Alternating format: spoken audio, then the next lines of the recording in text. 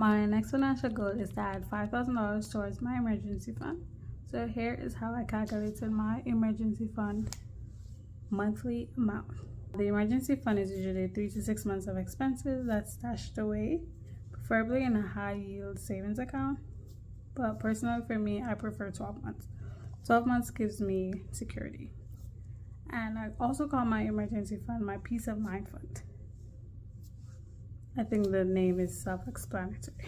But here's how I calculated it. So I did a budget that had all of my essential bills that were due from the first of the month to the end of the month. And I totaled all of those up, and all of those add to $2,330. So those are my 11 expenses. Hey, this is actually going to be because I'm editing this TikTok. My essential bills are just my portion of the essential bills, which I split with my husband. Okay, yeah, back to the video. And I also added in my guilt-free spending, which is usually 10% of my income. So that's about $479.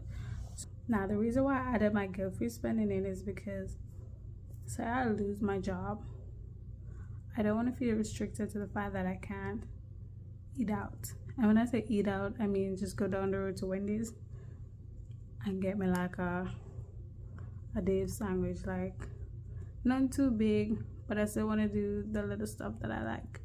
I still want to buy like skincare products or hair care products if it runs out. I don't want to feel restricted. I don't like feeling restricted with my money. So I included my guilt-free spending in there. So that totals to $2,809. And I was like, okay, realistically, if I lost my job tomorrow, what would get cut?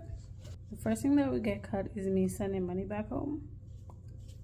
If I ain't got no income, I can't send no money. So that would get cut. So I would take off $159 from that and my guilt-free spending. So I would like reduce that by $150. So that totals to $309. And if you take that away from the $2,809, that gives me like a monthly amount of $2,500. So I would be able to comfortably cover my bills. And if I just want to do anything guilt-free, there's also a buffer in there to cover that. And that's how I got $2,500. And remember, my ultimate goal is to have this money stashed away for 12 months, which is $30,000. But for this financial goal for this year, we're just adding $5,000 to it to take me up to 11 months. And then next year, I will add the remaining $2,500. Yeah.